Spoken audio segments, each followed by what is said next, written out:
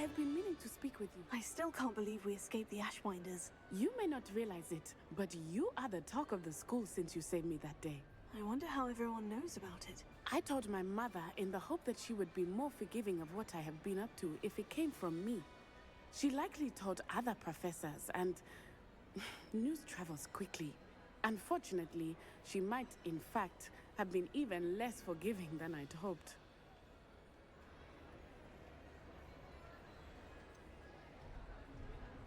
I don't blame her for being concerned. We have been involved in some dangerous activities. As the Ashwinders were locking me up and threatening my life, it did occur to me that my mother may have been right. Has Officer Singer done anything with the evidence we provided? She has not. Harlow is as strong as ever.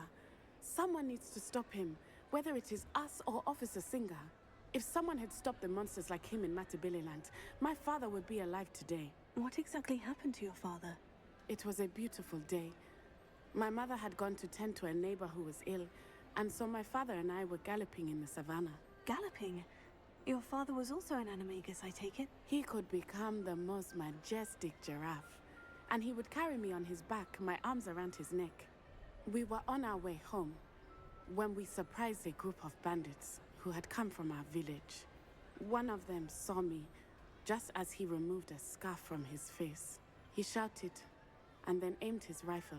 He didn't want you to identify him. Exactly.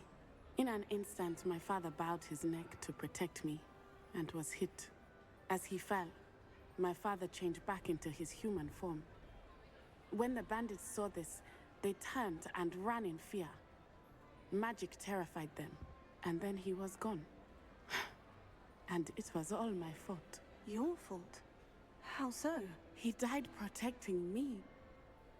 If I had been capable of protecting myself, he would still be alive today.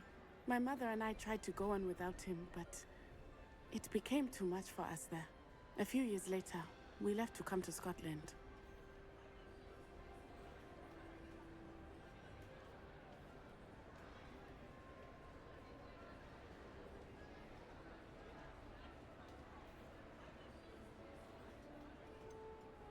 Do you think taking down the Ashwinders will avenge your father's death? No. Vengeance is not what drives me. My father would not want that.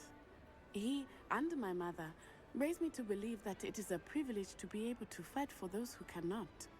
I know there is risk involved, but I feel it is worth it. I am glad you seem to think so too.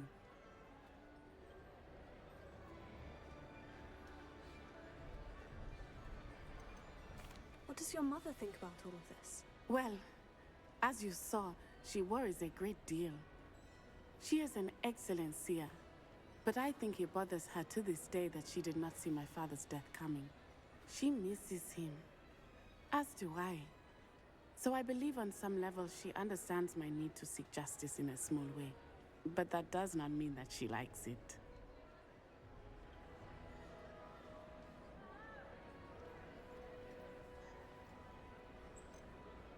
Do you think your father would approve of the things we've been doing?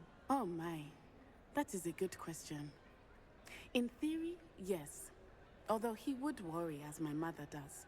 But I think he, of all people, would understand my persistence. My father never shied away from a fight for good, no matter how ruthless the foe. And I think he would have enjoyed knowing that I had a compatriot like you. I'm sorry, Natty. I can't imagine what you've been through. Your father sounds exceptional. He was. Truly extraordinary. And thank you for your kind words. We all have our burdens. My father had a saying about that. Yes, I remember. Rain does not fall on one roof alone. Exactly.